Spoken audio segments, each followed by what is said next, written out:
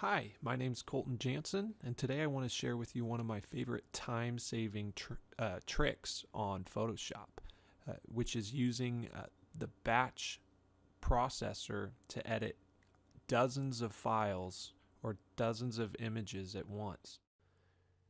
This will be great for people who do photography, who resize dozens of images at the same time, who crop images, recolor, anything like that that you would do on several images in a row and like to save time.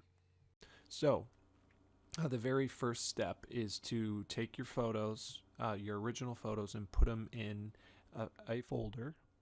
So here I've got my original files, and then what you're going to want to do is create another folder and leave it blank, but that's where you're going to put the new files.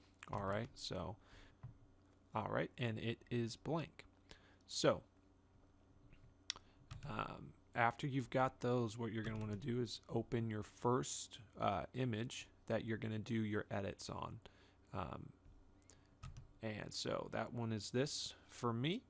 And then after you have that, what we're going to do is we're going to go to the Actions panel, and we're going to actually start recording our edits. And so you can get there two ways. For me, I've got it in my sidebar right here, or the surefire way is to go to Window, Actions. All right, and so what we're going to do now is create a new set, which is this button right here, and we'll just call this Resize. I'll show you how to resize and maybe do a black and white filter on the images. So after you do that, we're actually going to create a new action. But you can name it whatever you want. And that starts the recording. So now what we're going to do is actually do the edits on these images, or on this image, as we normally would.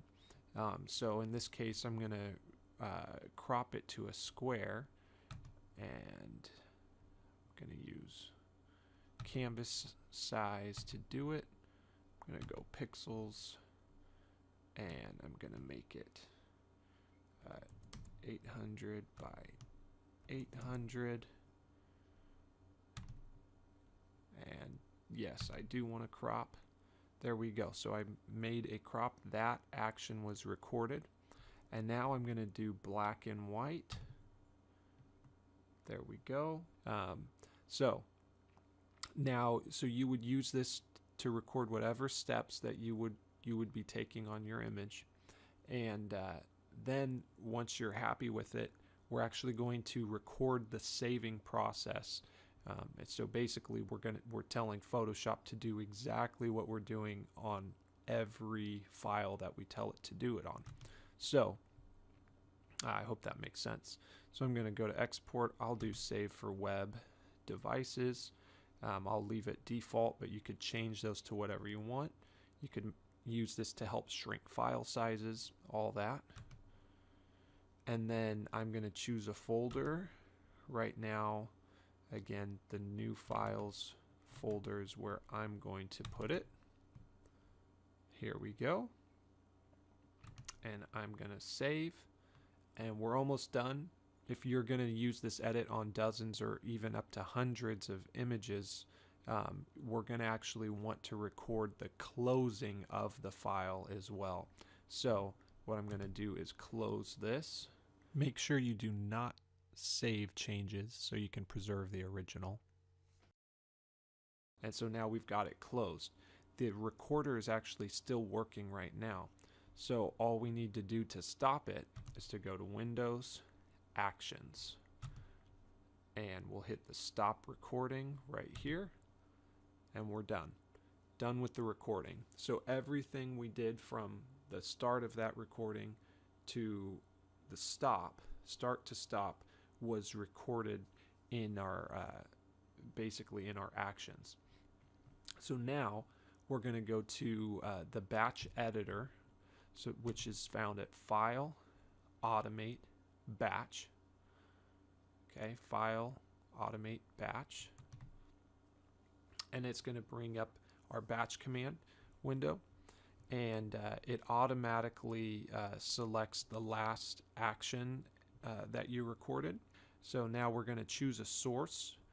You can actually do it based off of folders, or you could do it on every opened file, but folders is going to be the quickest.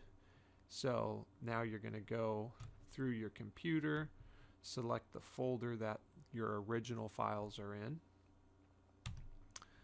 All right, and then you're going to choose a destination, and this is going to be the folder that you created at the beginning for the new files. And then you're going to click OK, and we're going to see Photoshop go to work. So now basically what it's doing is it's opening each of the files in that folder, and it did all those edits in just a few seconds. And to ensure that it did it, here's the original files. Let's go up to our new files, and there they are. I hope this was helpful. You can use it for, endless techniques that you would want to do in bulk. So yeah, same steps for the most part to do that. Take care.